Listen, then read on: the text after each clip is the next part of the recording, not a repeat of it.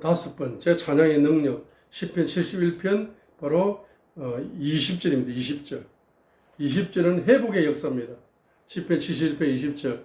내가 크고 쓰라린 고난, 내게 크고 쓰라린 고난들을 보이신 주께서 나를 다시 살리셨다. 다시 살리시며 땅의 깊음으로부터 나를 다시 끌어올리신다. 이 말은 한 단어로 우리의 인생이 뭐다? 회복되는 인생이 된다는 겁니다. 지금 크고 큰 고난을 경험하고 계십니까? 쓰라린 고난을 경험하고 계십니까? 큰 가난을 경험합니까? 쓰라린 가난을 경험하고 있습니까? 큰 실패를 경험하고 있습니까? 쓰라린 실패를 경험하고 있습니까? 크고 쓰라린 상처를 받고 있습니까? 주께서 반드시 다시 살리셔서 회복해 주실 것입니다. 땅의 깊음으로부터 낮아졌습니까?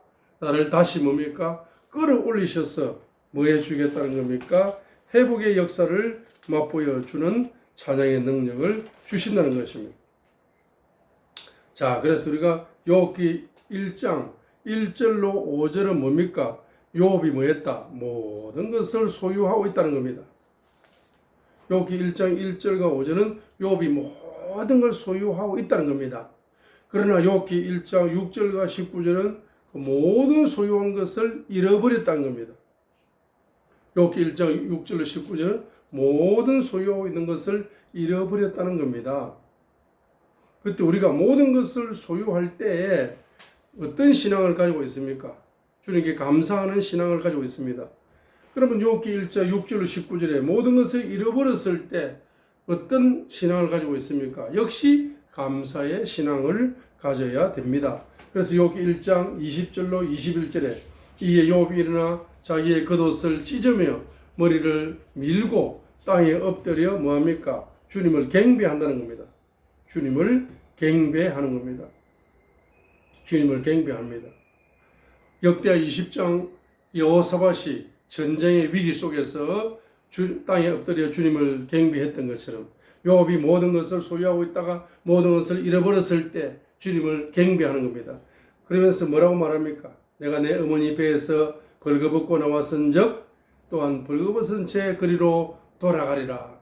내가 태어날 때 빈손으로 왔으니 죽을 때에도 빈손으로 가게 될 것이다. 그런데 내 인생을 지금까지 살아오면서 주신 분이 주님이시다.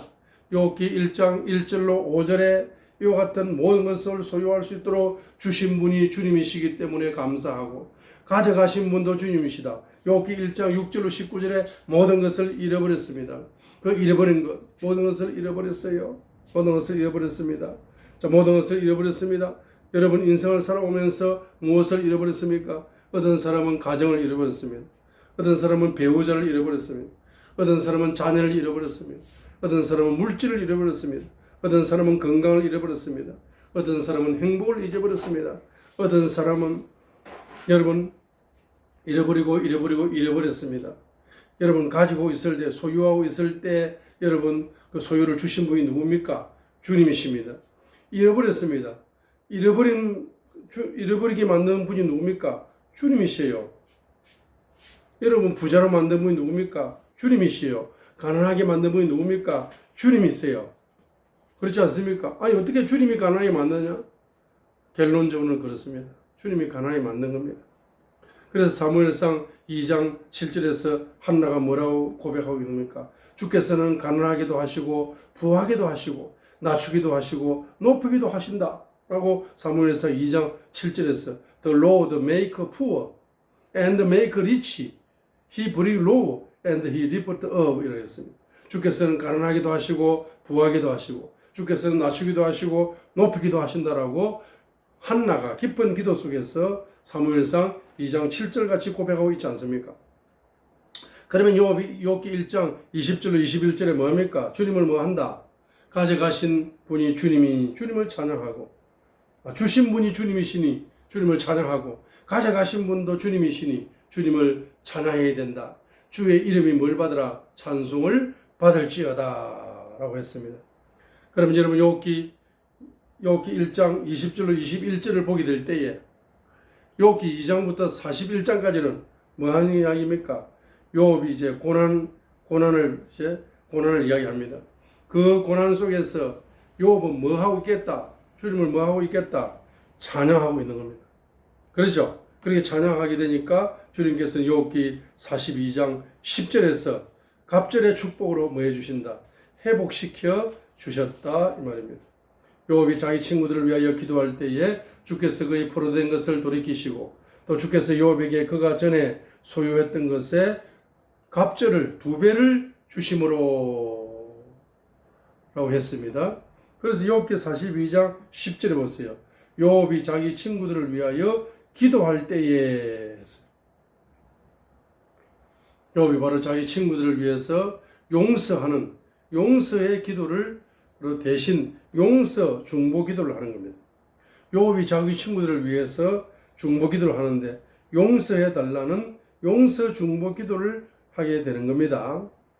그래서 우리가 고난을 많이 경험하는 사람을 뭐 하는 것이 깊어진다. 용서하는 것이 깊어지는 것. 자, 저를 쳐다보세요. 자, 사람이 고난을 많이 받으면 뭐가 깊어진다고요? 인간관계성 속에서 사람을 이해하고 사람을 이해하는 게 깊어져. 그리고 사람을 용서하는 게 깊어져요. 그래서 그 사람을 위하여 중보기도 하는 게 깊어진다는 이야기입니다.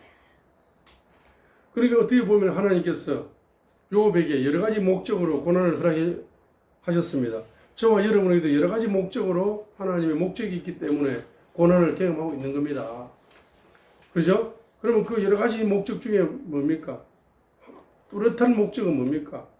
다른 사람을 뭐 하라는 겁니까? 주님의 마음으로 이해하는 깊이가 깊어지라는 겁니다. 다른 사람을 뭡니까? 뭐 한다는 겁니까? 용서하는 용서가 깊어지라는 겁니다. 다른 사람을 축복하는 기도, 축복 기도가, 중보 기도가 깊어지라는 겁니다.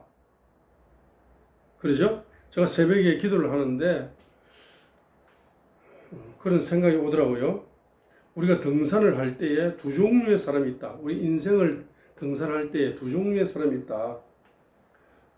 등산을 할 적에 어떤 사람입니까? 꼭대기 정상을 향해서 가는 사람, 정상. 그 정상에 가야만이 만족이 오는 사람이에요. 그 정상이 목표이기 때문에 그 히말리아 정상까지 가는 거야. 자, 정상에 가게 되면 많은 사람들이 박수를 칩니다. 히말리아에 깃발을 꽂았다고 박수를 칩니다.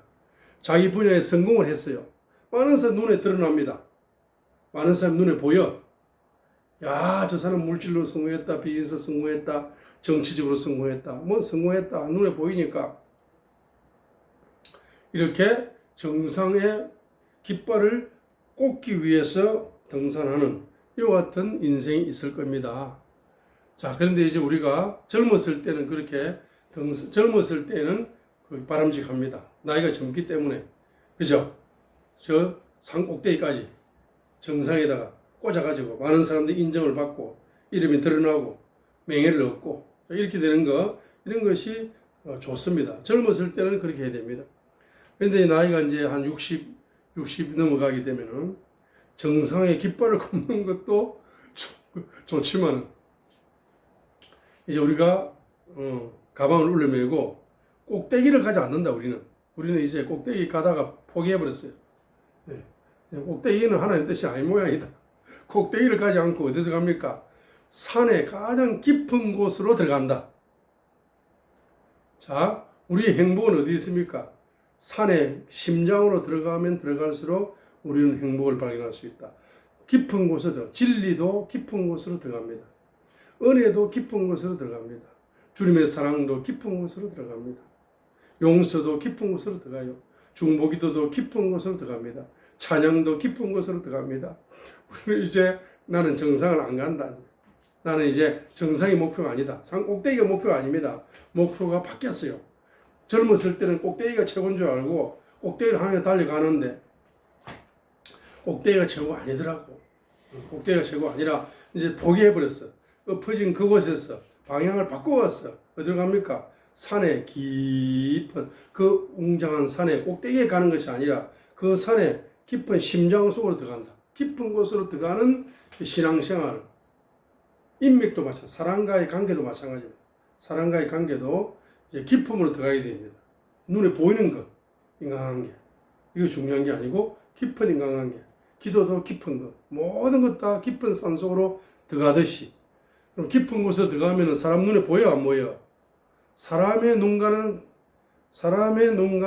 눈에는 관심이 없다는 겁니다. 사람이 나를 어떻게 바라보든 그게 중요한 것이 아니고 주님이 나를 어떻게 바라보실 것인가, 그게 중요하다는 겁니다. 자, 그래서 이렇게 고난 속에서 찬양하면서 주님의 손을 잡고 깊은 곳으로 들어가게 되면은 우리 인생의 모든 것에 뭐가 일어납니까? 회복의 역사가 일어난다는 걸 보여주고 있습니다.